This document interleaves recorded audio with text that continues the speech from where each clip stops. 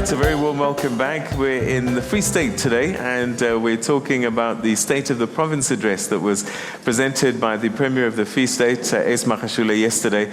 And one of the big pillars of the province has been and continues to be education. And so we're talking about education as well as some of the other issues on the State of the Province address. And if you have any questions or comments you'd like to make, at Morning Live SABC, that's where you can send us your message, and we'll give that question through to the Premier. And he's got a full entourage of his MECs here as well. So if there's something of concern, I'm sure we'll have an answer for you today. We're unpacking the State of the Province of the Free State this morning. Let's go to our tables, because we have an audience here as well at this beautiful school, Bainsvlei Combined School. And just to let you know, actually, this facility that we're in today is brand new, and it's a new hostel that's been built for the children so that they don't have to travel long distances to enjoy their education. And there's going to be a special unveiling at the end of this program of this particular facility. But let's go to our tables now, and we start at table 10, where we'll find Kondile Kedama. Thanks. Thanks, Premier, and to the entire leadership. Premier, I have just raised one thing that you have raised sharply in your State of the Province address yesterday. It relates to school students' accommodation. With student accommodation, it's a national problem. But, Premier, I do not think there have been dialogues around spatial transformation. And some of the arguments that have come forth is that we don't seem to be doing well on spatial intervention. It's piecemeal. So my view is that the student accommodation affords government an opportunity to deal with spatial transformation. How do you deal with issues of land disposal, in particular, to empower those who have been previously disadvantaged? But secondly, how do you make sure that those people who are getting into property space are actually empowered? Thank you. Okay.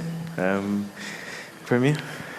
Well, it's a simple question, so let me refer to the DG. Okay. DG? For some times, as a country, we found a law, concrete legislation that forces integrated development. The Land Use Management Act, or the Spatial and Land Use Management Act, is able now to enforce integrated development planning.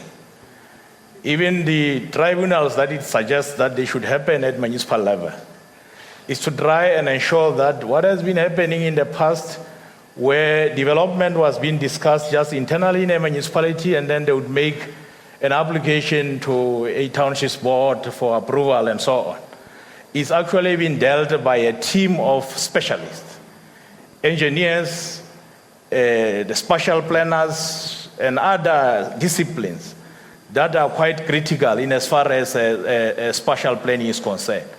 And one critical factor is that we've been following informal settlements.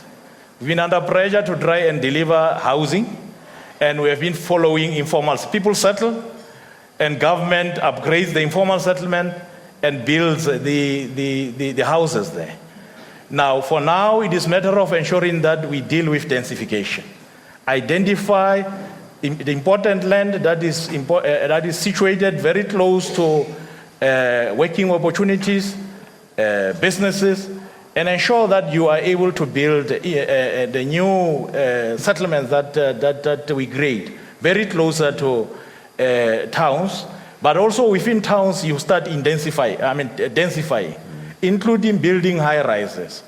And this is what we are now continuing to look into. Any application that comes, we say in these tribunals must look at those requirements, that we are able to deal with spatial integration, but we are also able to emphasize on densification and where possible high-rise, because high-rise buildings are also able to assist in as far as putting primary services to a particular building. It's actually quite cheaper than freehold and individual stand, where you have to provide services to. So that is the way to go, and I'm sure what Kondile is raising is quite critical going forward. This law was passed and signed into law by President in 2014, and we started to ensure that it is basically the way to go. Okay. Let's go to table 17. Pule Mulalenyane. Mulalenyane.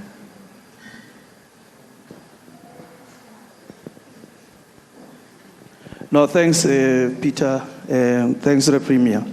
I think it's two critical questions. I think the one is related to the cancer that's actually killing the governance. I think, Premier, you have emphasized on the importance of the local government. But you know that there are millions that are lost through corruptions. What are the strategies that are in place then to ensure that to address that particular thing? The second one is the centrality of our provinces. It has actually been observed in business sectors that it becomes more expensive for companies to do business in Gauteng and KZN. But we are not actually taking advantage of the centrality of the province. What are the mode of things that we can do then to ensure that we attract investment to do business in Free State because of strategic location of the province? Thanks. Okay. Premier, corruption. Well, corruption is a societal issue. Corruption is not just linked to the public sector or government. I think it is for the private sector as well as the public sector, all of us to come together and fight corruption. Because the people who approach, be it government officials or whoever, are private people. And we have dealt with this issue. We have actually made sure that we vet people who are dealing with supply chain. I can assure you that a lot of people have volunteered to move out of those positions where they are dealing with supply chain. We are actually going to focus now, and we have done so also at local government level.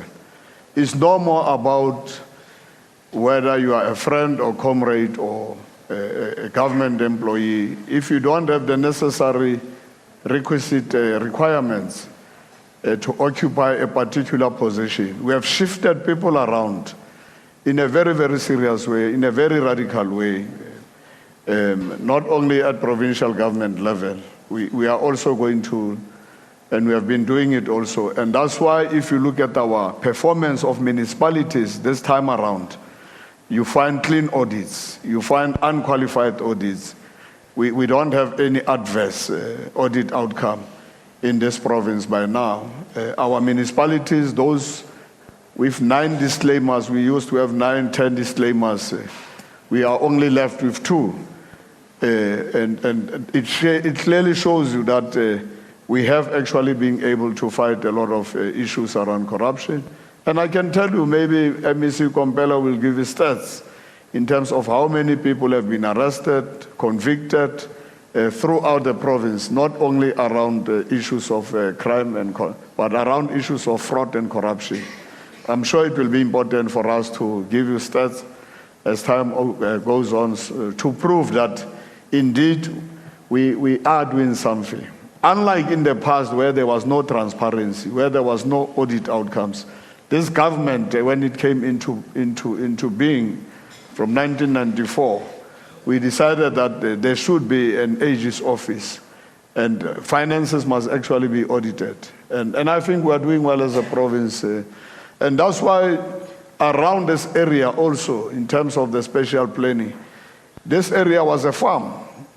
Today you don't see that farm because we have actually made sure. And if you look at Bloemfontein, you can go to various areas in our province since 1994 and since 2009. Bloemfontein is not the same Bloemfontein as you came in 2009. Bloemfontein has completely changed. Shopping malls, even shopping malls in the township. Tabong has changed, Welcome. Shopping malls, even shopping malls in the township. You go to Kwakwa, shopping malls, they were not there. It's because we came in and we wanted to change the lives of our people. And with better planning, this is what we have achieved. And that's why we say a good story to tell. Premier, you talked about audit reports. The Auditor General seems to have a different view to some of the things that you're saying now. According to him, a lot of the problems that your municipalities are facing is because 39% of the financial officers were deemed incompetent. You've got municipalities that used 130 million rand using consultants for work that the CFOs should have been doing. So the CFO is getting paid, plus they bring in a consultant. And you're talking about creating an administration that's lean and mean, but we're not going to get there if this is what's happening. As a result, also, poor collection of debts.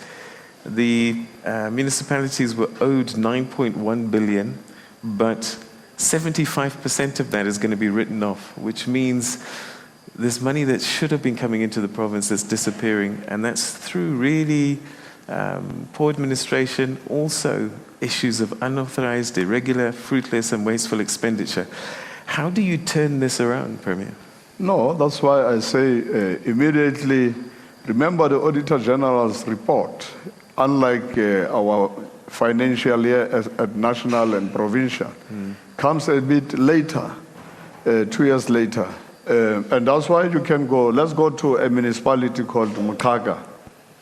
When we realized that in terms of finances, we don't have the necessary skills, there was an attempt to recruit financial people, chartered accountants. And you go to Makgoe today, because this CFO has only started a year ago. You go to Mwate municipality, where they could not actually deal with even issues of tariffs. And that's why you find that people say you owe Eskom so many millions. It's because the guys who were dealing with finances were not able to deal with the budget. They were actually under budgeting. They will charge the consumers to buy electricity at 5 rand, and they have to pay Eskom 10 rand.